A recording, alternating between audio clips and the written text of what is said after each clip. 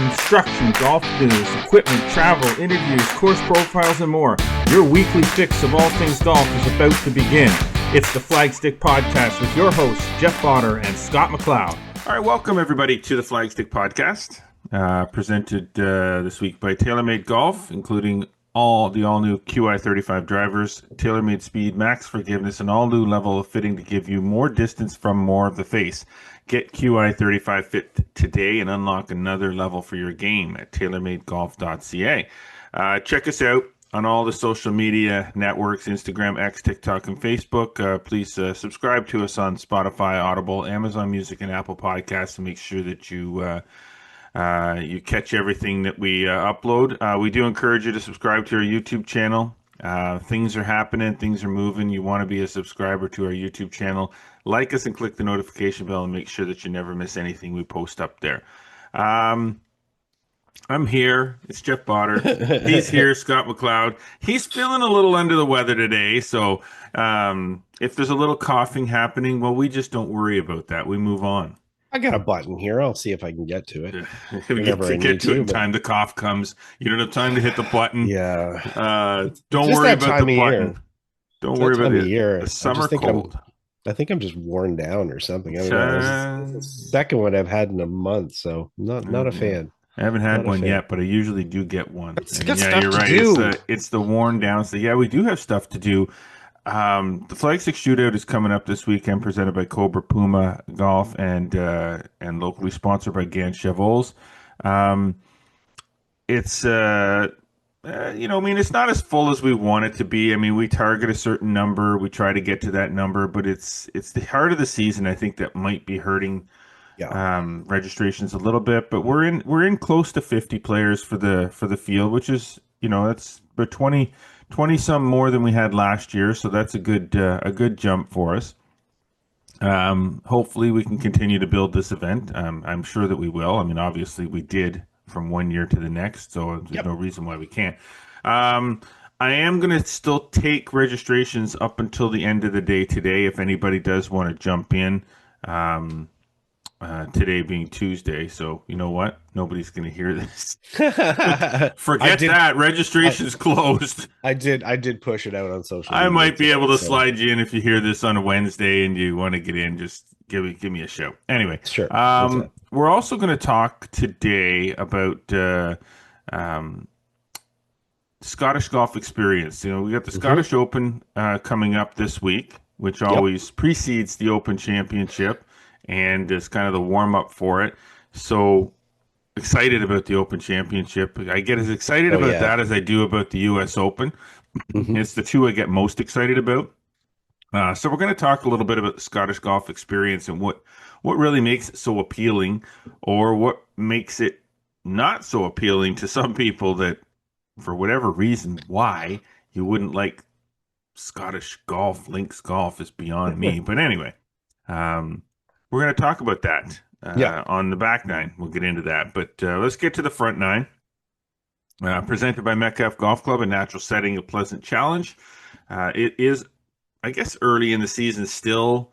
The course out there at Metcalfe is in great shape. Book and pay online. Save 10% with the popular game passes. Are always available 10, 20, and 30s. Check out the event series for some fun tournaments, and lessons are always available with their Pro Nick search. And don't forget Hickory's. Great food, great service there. Visit metcalfegolf.com for all that. Okay. Now, some housekeeping, I guess, if you will.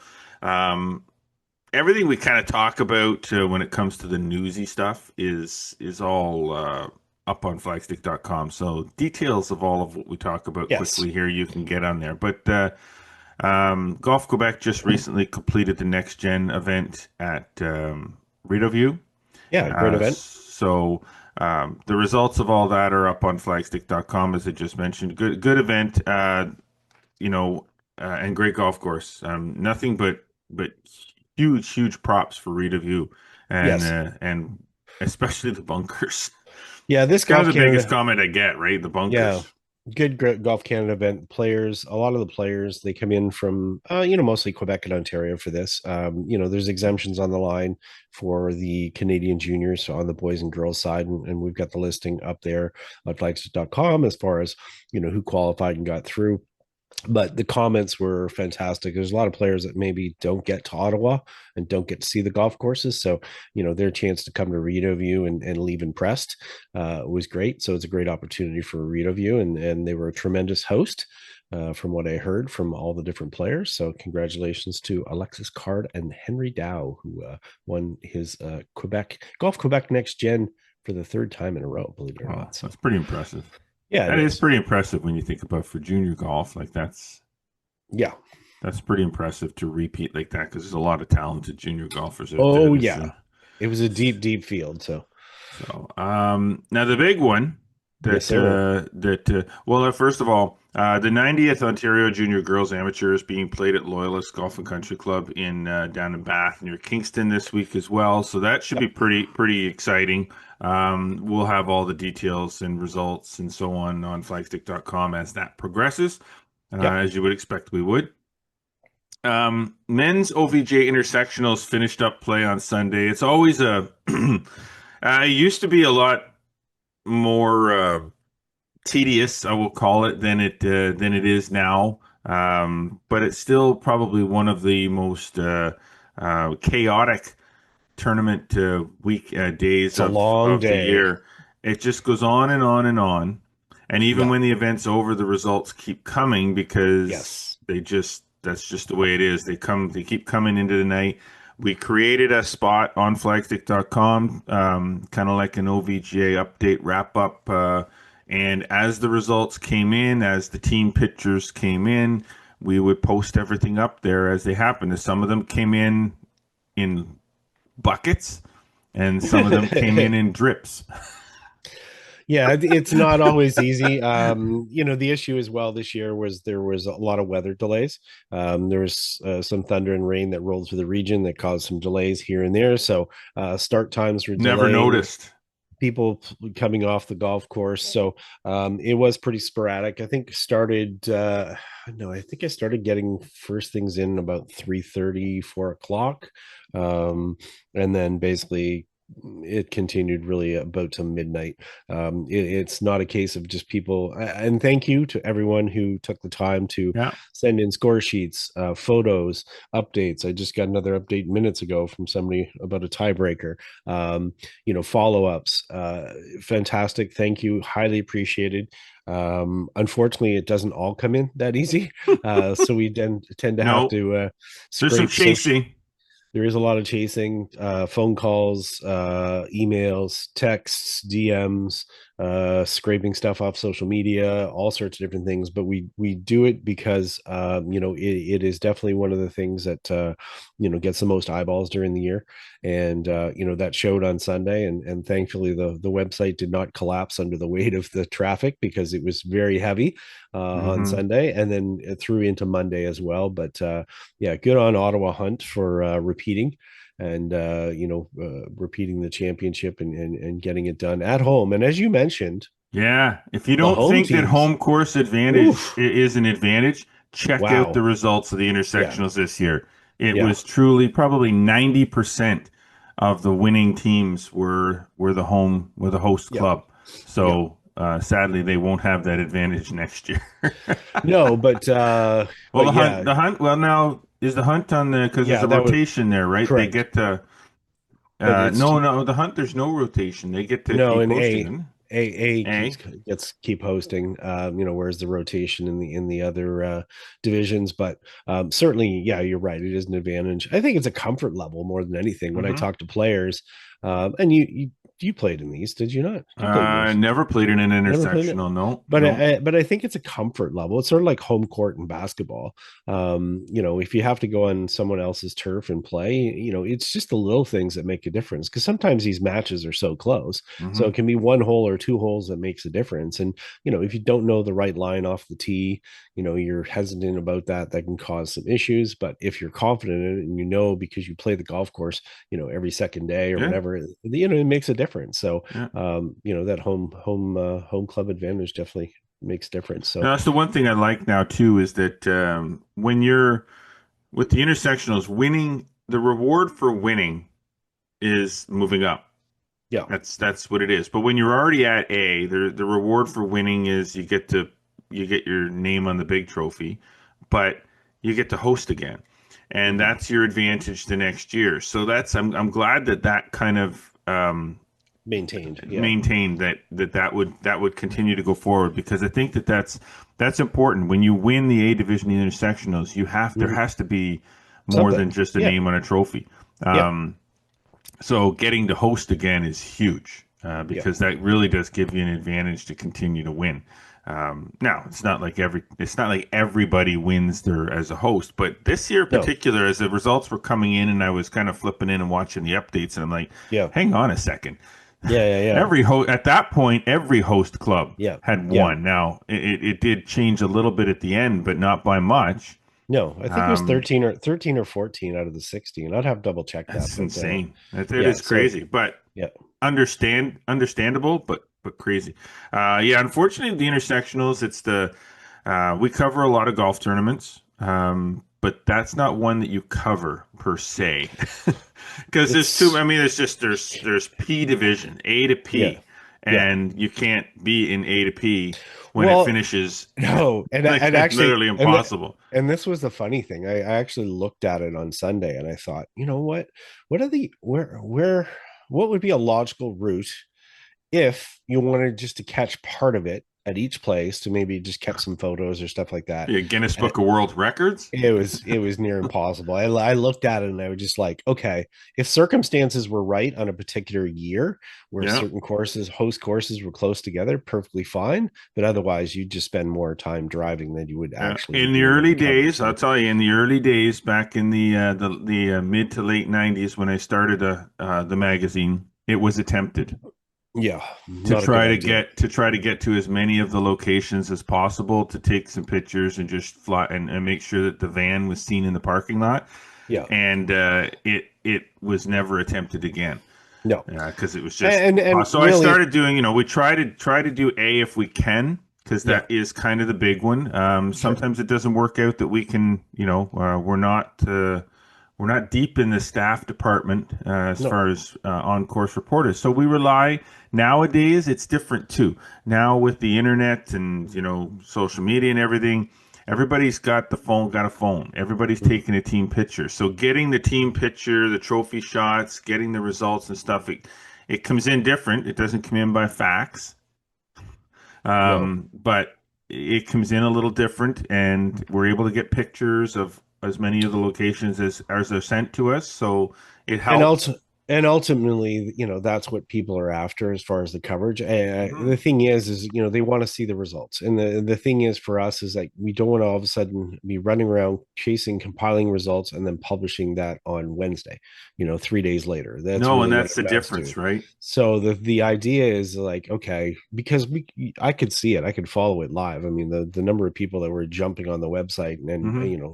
minute by minute updates, more people, more people, more people, Yeah. and sitting by the laptops to keep track Yeah. of it, and the phones or whatever, and able to put up things as quickly as possible, made a difference, because those people were coming back every few minutes to check on something, wanted to see something, right? So Hmm. Yeah. so yeah, so that's how we handle that coverage, and we're happy to do it. And hey, we've got the women's, the juniors, and the senior men's and the senior women's to come. So Yeah, of course, the junior intersectionals are the flagstick.com junior intersectionals.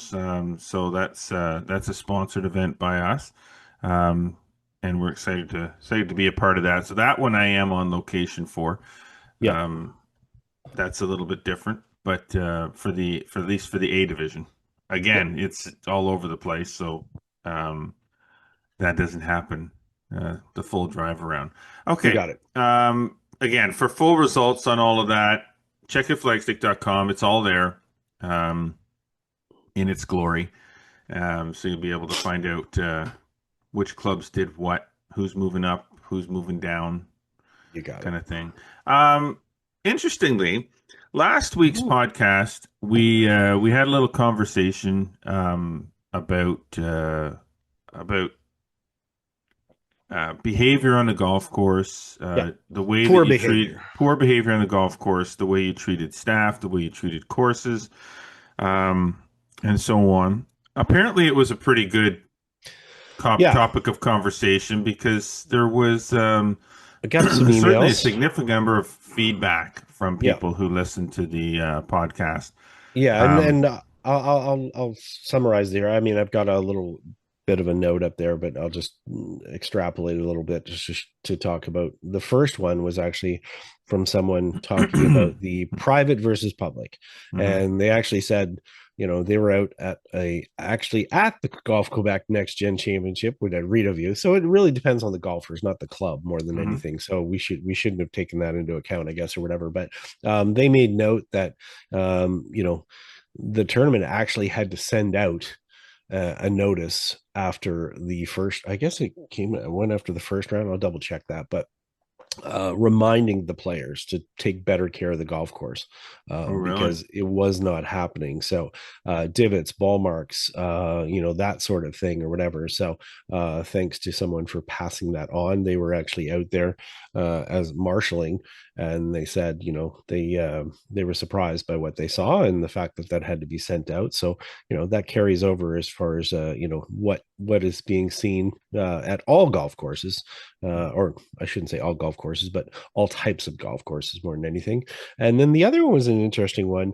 A long-time reader, listener sent along a suggestion, and this actually sort of mirrors what they do in Belgium, Germany, and so forth, and where they actually have a golf license. Now, it's pretty hard to sit there and enforce that type of thing or whatever. But what they sort of suggested is that, and I was having this conversation back and forth with them or whatever, was that maybe possibly there is some sort of online etiquette course or something that players take, and that potentially, and this could be just done by a golf course itself. It doesn't have to be overall.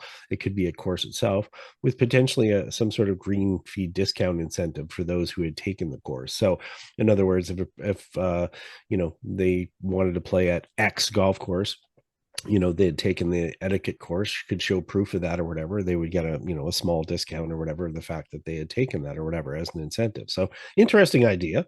Interesting As far, idea that's never going to happen. well, that's the problem, but The the money problem. talks. Like the money talks, Yeah, and yeah, the totally, I golf get that. courses need the tee sheets to be full. They're I not going get to that. ask their players to take an etiquette course to be able to play. Let alone give them a discount if they do. Now here's the thing, my only counter to that is that if all of a sudden, and it falls the same vein, money counts or money matters. So the only thing is that why that would become an incentive is if that potentially, if the behavior or slow play or things that are happening at a golf course are eating into their profits, where they try to address it in a different way, which maybe one of these ways is the solution. So yes, you got to follow the money trail for sure. It is a business, but I would say that if a golf course thinks that behavior, slow play, damage, things that are actually affecting their bottom line becomes a problem more than just bringing golf courses in, then I could see something like this happen at some places. I mean, sure, if it cuts into their profits or their revenue Mhm. by that much, but I mean, I don't see it being. I don't see the issue. I see the issue being more an issue for the people that are playing the golf course that appreciate the divots being filled or put back or the pitch marks on the green being repaired. If the golf course is if the golf course is clearly cared that much about it, then there would be more signage around the golf courses. There'd be more discussion on in the pro shop when you pay for your green fee. There'd be more discussion by the Mhm. starters on the tee. But if that's not happening, I mean, that's where to me, that's where it begins. All the other stuff is like a last resort to try to Mhm. solve a problem that might be costing money. But Mhm. golf courses are not going to give up 10% or 15% or twenty Oh, percent of their I'm not revenue saying it's going to be that to amount. and if it's not a significant enough amount, people aren't going to take the course unless it's mandatory. So it's Hard to say. it yeah, I just I But think I think it and comes down. I think it comes down to if you want to play the darn game, then then learn the etiquette. And I yeah, think but that falls on from an educational perspective. I think a lot of yeah. that might fall on the National Golf Course Owners Association and Golf Canada to be the ones that are out there putting the educational component out there, or the golf courses. I mean, which is the Golf Course Owners Association, but the golf course is pooling financial resources together to create campaigns that they can run during the season to remind people about that stuff. But on course signage and reminders and using your staff appropriately is probably the best option. Yeah, I agree, and but I think this is beyond. I don't think ball marks and divots and stuff, make the big serious impact. I'm thinking more of the serious malicious type things that we see happening on the golf course, and that aspect. But anyways, good to get feedback, and if people have more feedback, please send them along. And it's good to have these discussions. And I think sometimes places go too quiet about it, and maybe internally they're having these discussions and they're not having them publicly, and that's not doing it any good at all. Well, if we don't bring it up, it doesn't get fixed. So we have to platforms like what we're doing here and what we do online are the platforms that we use to get that information or that knowledge of a problem, discussion of a problem out there for people to kind of take note of, and then hopefully something does get done one way or the other. Yeah. Sadly, we can't do it. You can't do it all. Good point. No. All right. So yeah, well, we'll probably further that topic a little another time too, because we kind of didn't get through everything that we wanted to talk about on that topic. So I'm sure that there's more to be discussed. So I'm sure Definitely we can reinsert it into another podcast. The Pro Tours this week, we know we have the PGA Women's Championship of Canada is back at Burlington Golf and Country Club for the first time since 2015, when Brooke Henderson won there. She will not be in attendance, unfortunately, but there are some amateurs and pros in the field, including Elena Sharp, who incidentally is looking to tie Laurie Kane with 5 wins in this championship. So there's a significant incentive to pay attention. And for Elena Sharp, going to tie a record of a legend. Yeah, exactly. Which would be awesome. And there is an exemption into the CPKC Women's Open on the line. So there's a lot of this is more for the Canadian pros, the women club pros to Amateurs participate in, as well. amateurs. So a big event, lots on the line. Yep. The other event that we got going on is we're as it leads into what we're talking about in the back nine. All eyes are on Scotland right now. The PGA Tour, DP World Tour, and in France, the LPGA has yet another major. So we'll start with that. I think just a quick discussion. Start with the Evian, Scott. Yeah, exactly. So Evian, obviously, this is the 4th of the 5 major championships for the LPGA Tour for 2025. The aforementioned Brooke Henderson won here in 2022. I think she's, obviously trying to get back on form here, and is the course she's very familiar with. Difficult golf course, Evian Golf Resort. It's in the Alps, and if anybody has watched this on TV, there's so many side hills, downhill. It's a very different golf course. Definitely has a certain level of criticism. A lot of players maybe don't think it's championship quality as it is, but obviously Evian is the sponsor and they own their resorts, and that makes a big difference as well. But big purse, $8 million on the line here, 1.2 million for the first prize. It's always a fun golf course to watch. Their 18th hole is like last year, for an example. Aika Fury made eagle on the final hole to win it. So not long by LPGA standards at 66.93 for something that's up in the mountains, but it's really about strategy and keeping the ball out of the rough and keeping your play. So it's certainly a fun one to watch. And I think one of the other eyes are on Lottie Woad, who actually won in Europe last week as an amateur, top amateur in the world. And she won the KPMG Women's Irish Open last week. So this will be fun to watch that way. Cool. Now, the other event is the Genesis Scottish Open. Now, the Genesis Scottish Open, just to kind of bring that into perspective a little bit, it generally precedes the Open Championship. Yeah. It's kind of the event where a lot of the players that are actually playing the Open Championship will participate in, especially a lot of the big names, because that's getting themselves acclimatized, if you will, to time changes. Although a lot of them, I think, at this point that are participating in the Open Championship and this event have probably been over there already. Getting acclimatized, but it's get you ready for Open Championship style golf. Yeah, some didn't play the John Deere last week because they'd go over and prep early play. I saw a lot of because this is in North Berwick, the Renaissance Club, which is right next to Muirfield. A lot of players were out playing North Berwick.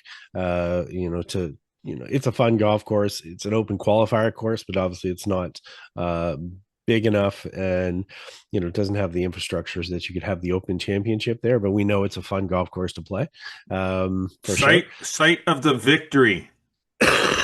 Yes. We had quite a match there years ago. I think we've mentioned that before in the podcast, against a 2-time world hickory champion and the secretary of the club at North Berwick at the time, and shut it down it was 15 on the Redan. Closed it on 15 in the Redan, stuck a 5-iron in there. Yeah, it was a good one. That's for game sure. over.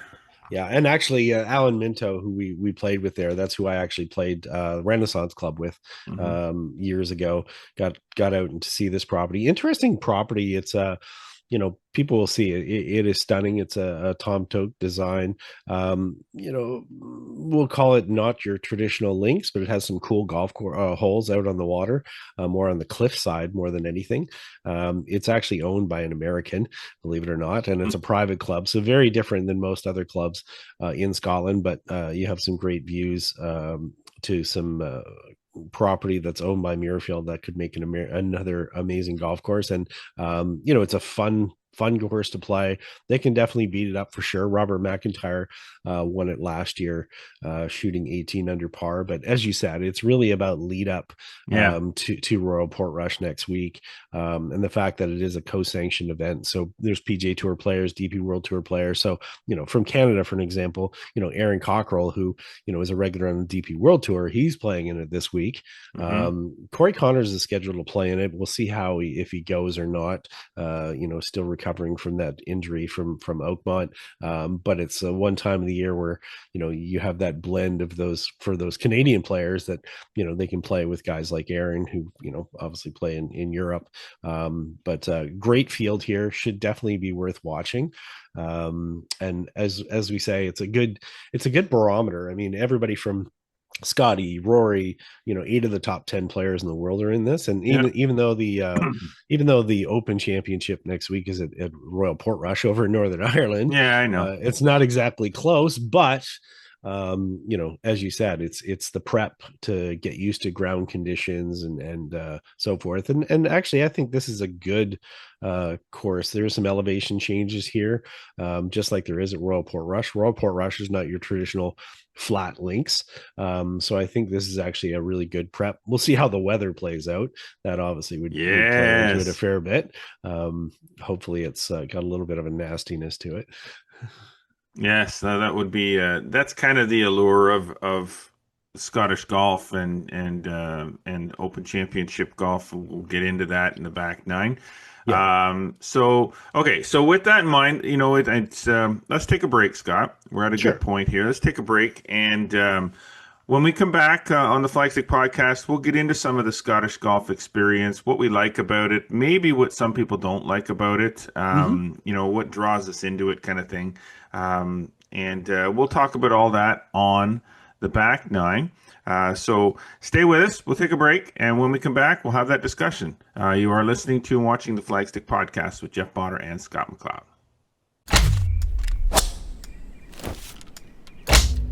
Unlock more forgiveness. Unlock more accuracy. Unlock more distance from more of the face.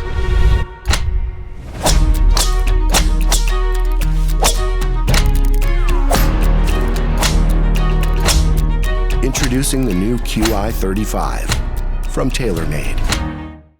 All right. Well, welcome back to the Flagstick podcast with Jeff Potter and Scott McLeod. Now that Scott and I off the air have gotten our discussions in about proper swing techniques, and we talked about moving off the ball too much, the difference between what is constituted as a low draw and a snap hook.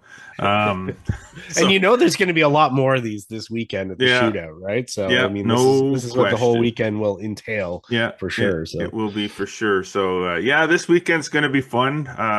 We're excited to be out there at Smuggler's Glen, as we always are. It's a great venue to have a golf tournament at, and we did have to make a little modification to the ABCD thing just because of the size of the field. So we're splitting it into 3 groups instead of 4, just to keep the groups somewhat competitive. But it's going to be a good weekend, and the weather looks good.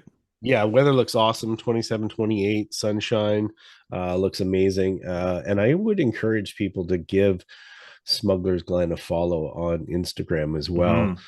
Jason is going crazy with the drone of late. So, and if there's a golf course that looks fabulous from a drone, it's sick. So I mean, even if that said, come play, and I think it'll give people that more reason to head down there and play the Flagstick Shootout. You see more and more angles of more different shots and how they look from the drone, and you just realize how spectacular this golf course is. Yeah, exactly. So, all right, now. Let's get right into our back nine, Scott, presented by Falcon Ridge Golf Club. With 27 holes of fun and challenging golf at Great Race, Falcon Ridge Golf Club is a golfing experience you should not miss. Don't forget, Falcon Ridge has also built the first TrackMan range facility in Eastern Ontario. TrackMan range is all about exciting, easy-to-use features that provide the ultimate golf range experience for every golfer at every level. That's practice, games, and virtual golf. To book tee times or to book one of the 10 TrackMan range bays, visit falconridgegolf.ca. Okay. So just to promote Falcon Ridge a little bit more, if you happen to be going to the new Hard Rock, right across the way. Yeah, so you can't miss that. Great across the street. That, so more excuses. You can get a quick 9 in at Raceview. And I got to tell you, Raceview is a nice 9-hole track to play. I love, a lot like when I go over to Metcalfe, I play the 9-hole course. I don't play the 18-hole course because most of the time I don't have time. Yeah, I just love how the 9-hole course, the holes on it, and Falcon Ridge Raceview. When I go there, I like the championship course, the 18-hole course, but I love banging out a 9 on that 9-hole course. It's a lot of fun to play. I haven't played it in a while, and when I did, I always enjoyed it. So yeah, that's a good reminder even to myself to go back and play it.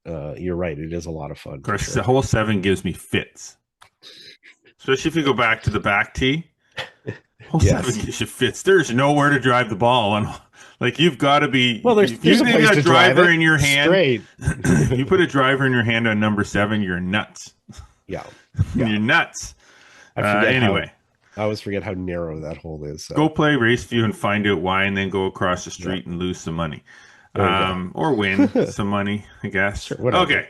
As promised, we want to talk about the Scottish golf experience here on the back nine.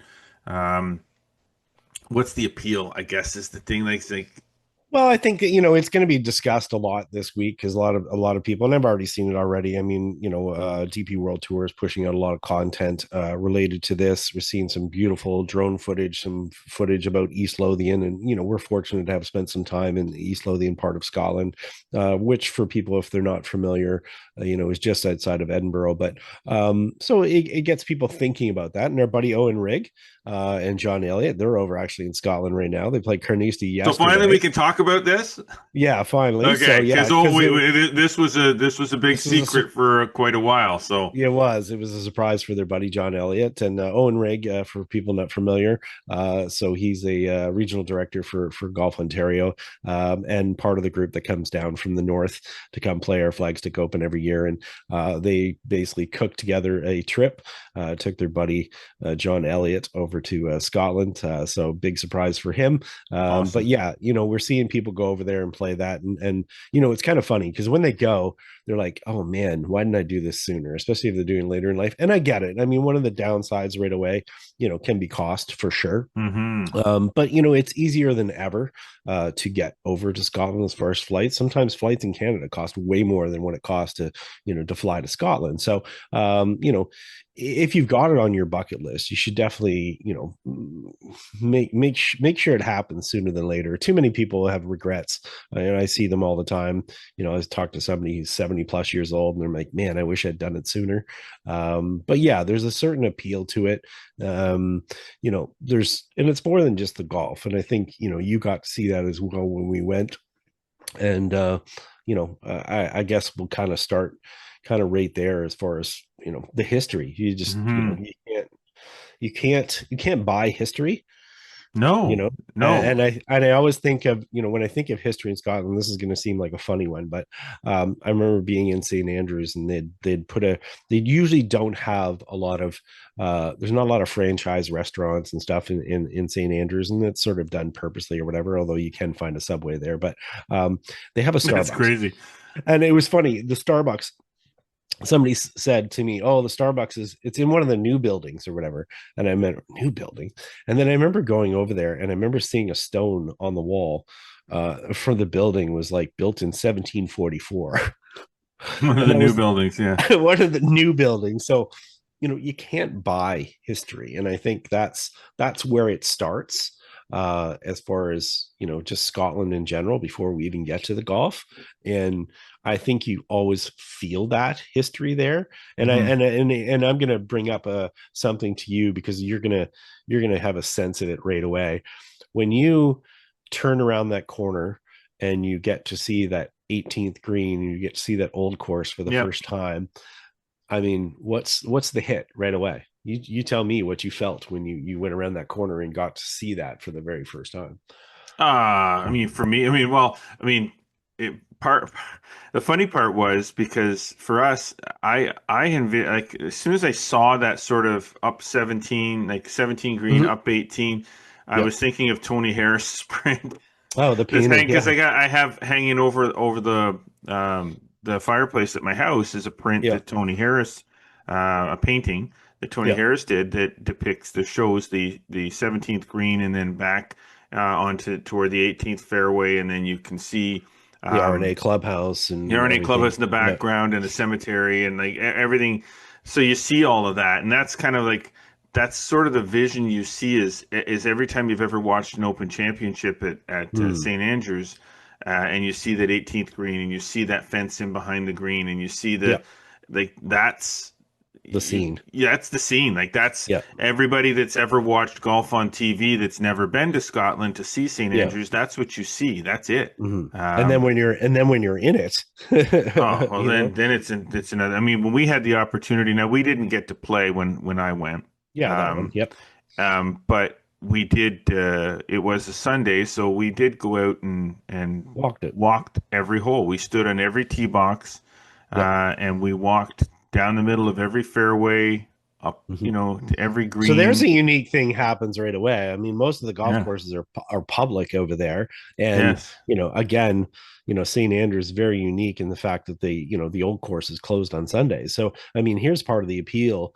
As it happens right away, that's totally different. I mean, where else in the world do you just walk onto one of the greatest golf courses on the planet and walk just down to go for a fairways on a Sunday? Yeah, exactly. Dogs out there, people out walking their dogs. Nobody's playing golf. It's Sunday. It's and like the fact that people have been doing that for 500 years on that same property. That you have a continuous tie to every person that's walked on those fairways, which when you think about it in the history of the game, I mean, every famed golfer, male and female, have walked those fairways. Exactly. Yeah. No, that's that whole experience with St. Andrews and being able to, stand on the tee on 17 and look at the tee shot that they have to hit over the corner of the hotel. You just can't, like, when you're there and you're seeing it, if you get to play, then that's like another level. Sure. To get to play St. Andrews, and it's not easy to get onto St. Andrews to play. No, Um, the old but course. the old course, sorry. Yeah. But to play it, Mhm. just to see it, it was an amazing experience for me. And then just to walk Yeah. through the town, Yes. that is just phenomenal. Like these Yeah. narrow Yeah. streets, it's not like what it just isn't. And the thing is, if you're a golfer Hmm. that you really do like the game, you watch the game, you play the game, you practice the game, you're in awe of the game. Yeah. It doesn't consume you so much, but maybe you just Maybe you know the history of it a if little you bit. Yeah. don't want to go over, Yeah. you're missing out. Like you really Mhm. are missing out on something to go over and experience that, even just to see it. I think the thing is too is there's it's a golf culture that's there. So it's the people that are walking by with their push carts going down the Hmm. street, their golf bags on their back. Yeah. When you roll into the Dunvegan and you see the entranceway or whatever, and there's golf bags piled up. And Hmm. people have been carrying their bags and they're just dumping them in there, while they go and have a pint. It's that culture, and Yep. you see that not just in St. Andrews, but in other towns as well. It's an integral part of life, and I think that's the difference. So if you're a golfer in North America, sometimes because of circumstances or whatever, you're just somebody who plays golf, right? But there, it's part of life. Hmm. So it's almost like a birthright, and it's part of what people do. So I mean, if you're enamored with the game, this is what speaks to you, because every single person you can have a golf conversation. It's very rare that you're going to run into anybody in Scotland that doesn't play the game. Well, And I I mean, think that's one of the neat parts. imagine if you're a Canadian Hmm. and you go to the most Canadian hockey town, uh, and multiply that by 100. Yeah. That's like because to Canadians, hockey is our sport. Hockey is, Sure. we go to the sports bars, we glue ourselves. We're at the rinks all the time. It's Yeah. part of our culture. Right. So it's It's a just great it's analogy. it's everywhere you look in Yeah. Canada, Yeah. especially in the hockey markets, like the strong Hmm. hockey Sure. markets. It's also, if you consider going into a small town in Canada, like that has Yeah. a rink and that's Hmm. it. Yeah. That's what this is, and Yeah. they have a junior hockey team Hmm. that plays out of that rink. That's Hmm. what this is, and Yeah. it's everywhere. Yeah. Um, and then you multiply that by 100. That's what St. Andrews is like, because it's Yeah. not just a small town where there's, everybody is Hmm. golf nuts and Yeah. everybody understands the history. But to them, it's history. But to them, it's every day. It's life. It is what it is. Putting your golf, Yeah. like you said, talking about the Dunvegan and putting your golf bag out. They don't. We would walk up to the Dunvegan and see that and be Yeah. like, "Oh, isn't that so cool?" They would Yeah. walk up to the Dunvegan and see that and just walk past it. Yeah. Like it's Exactly. just, oh, that's normal. Yeah. That's not a different thing. But for us, it is. So Yeah. that's why, from a historical point of view, as a golfer, that's why you go. Yeah. That's the experience that you want. Now, the other side of that is the completely different type of golf that you Yes. experience when you go over. The Yeah. completely different type of weather that you experience, because the weather there, here, when the weather is, we're warned about a storm. Right. We get the AccuWeather, we got the Weather Network, we're looking at the radar, we're watching the storm. Here, we kind of, a storm is moving in, we know a storm is moving in, whatever. Over there, a storm can appear Hmm. out of relatively nowhere Yeah. Yeah. And and if you're just not going kind to, of float over top of you. And yeah, it's like, oh, I mean, when we if were you're not going to there, golf in rain, you're not going to golf. we were there and we were standing on the tee. I think it was on I'm not sure the whole number, but it was 14. Was this at Fairmont, St. This was Andrews? at, no, no, no, no. Or This was when we were at, oh, North Berwick?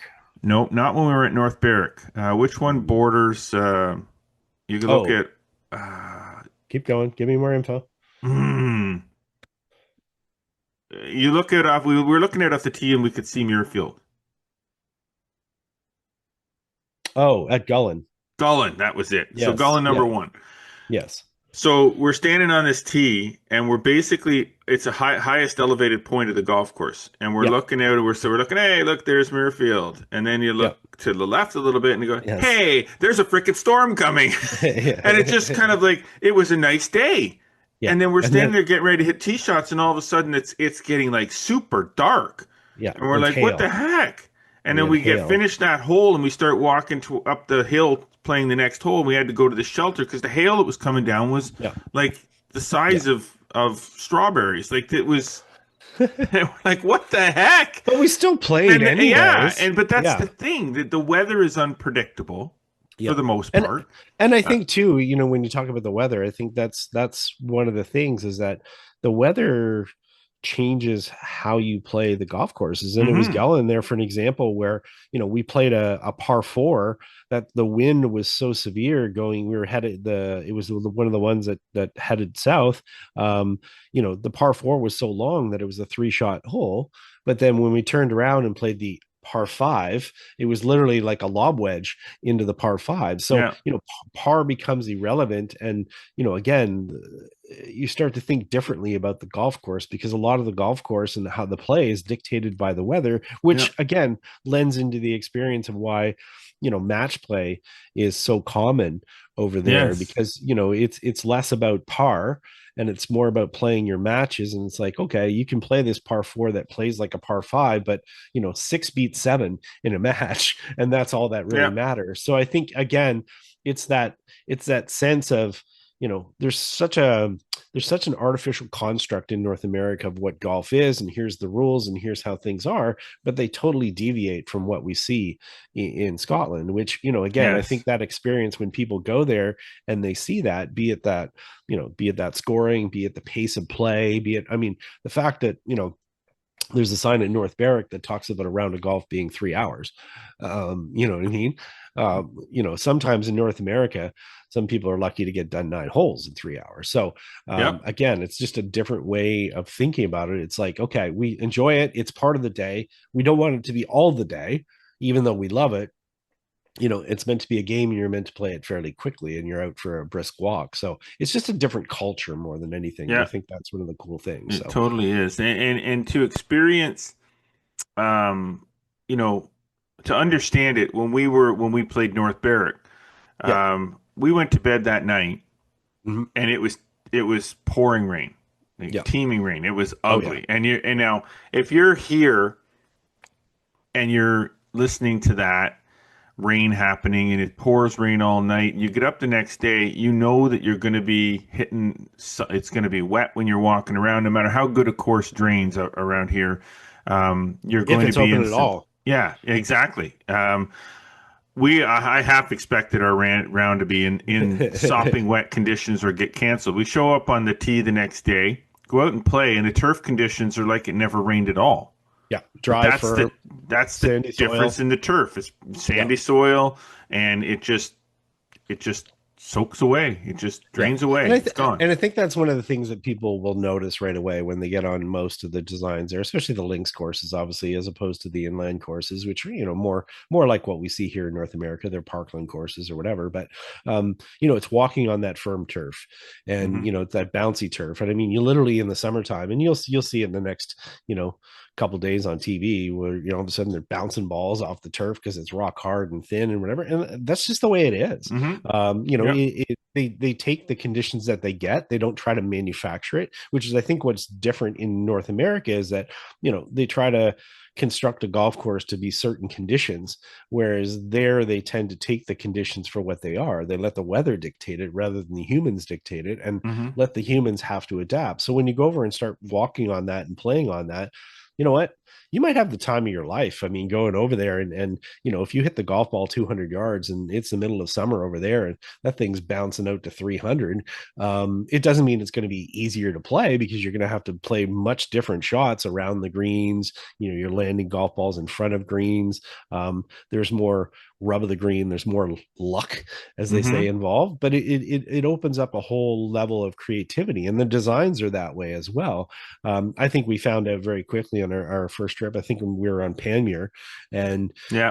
is looking at some of those bunkers and realizing that while some of these pot bunkers were small, the intake area that would actually the ball would roll into it was a lot bigger because it sloped around Mm-hmm. the bunker. So, the fact is the bunker itself might have only been like, 10 feet across, but if you were anywhere within 20 feet of that, the ball would like roll into that. So you had to really, Yeah.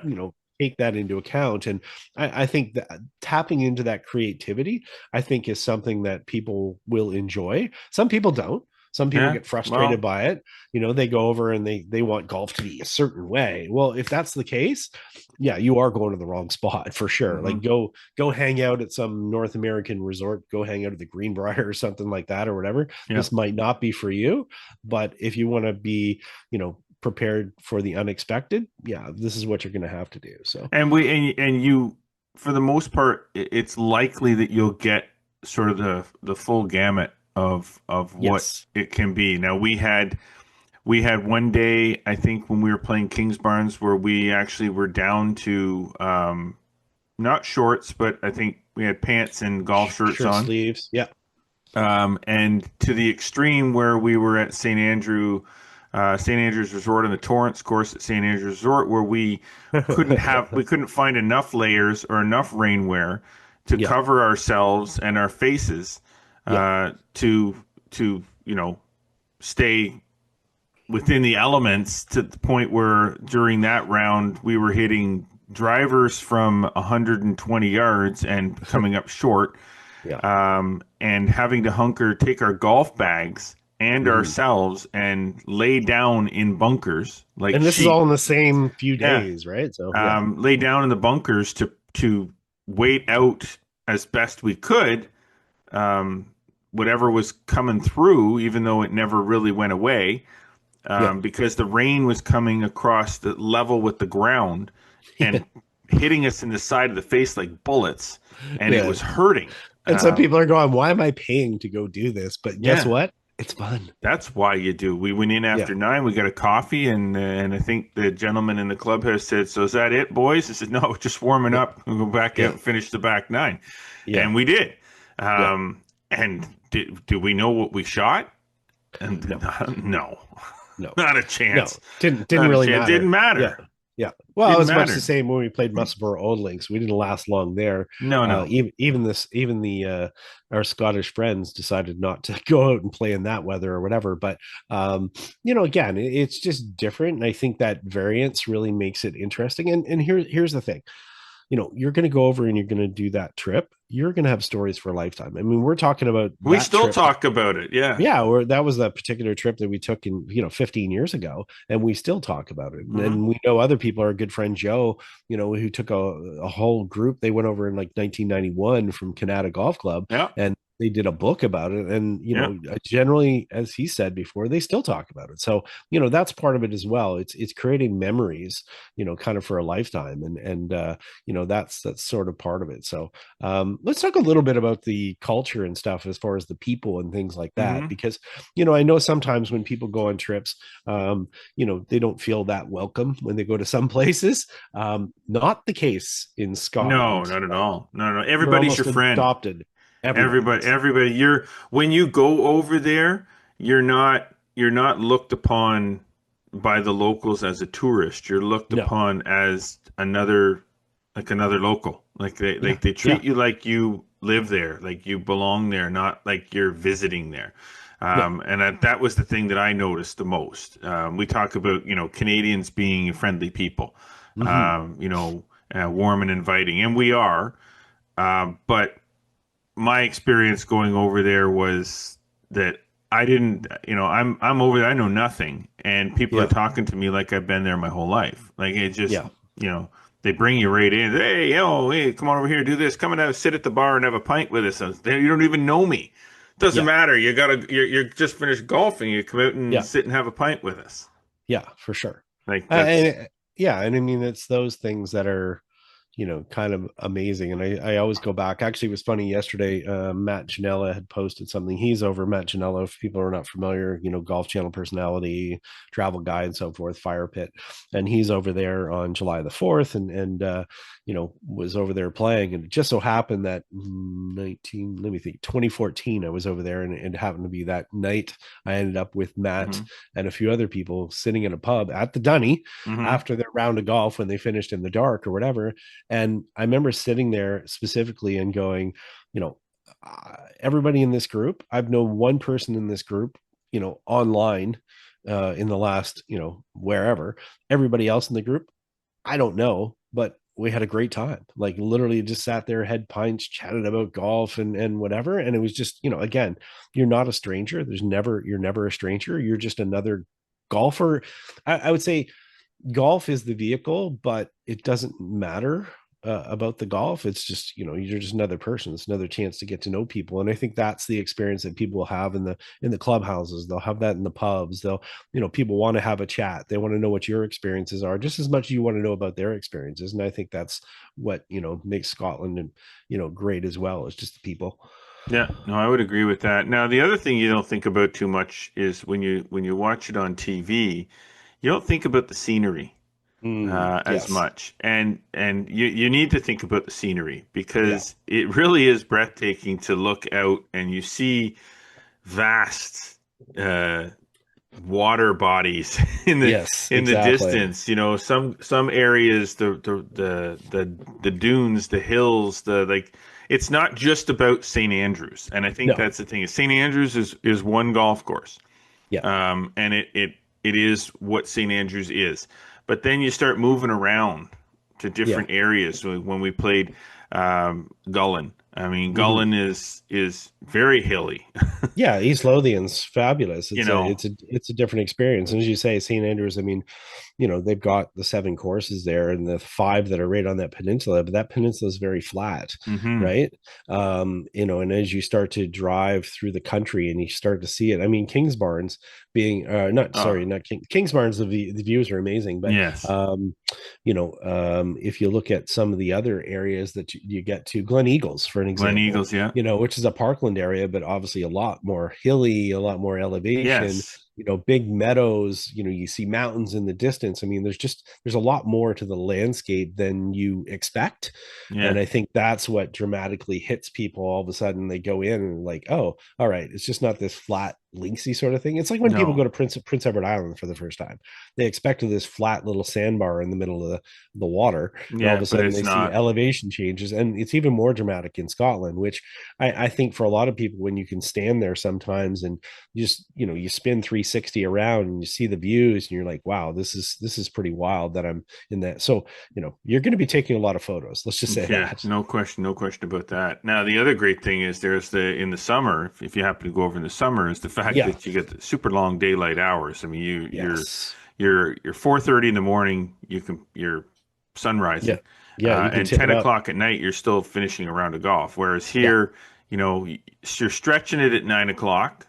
Finish a round of golf. 10 o'clock, that's a long day of golf potentially. And at least. So, I mean, that's pretty impressive.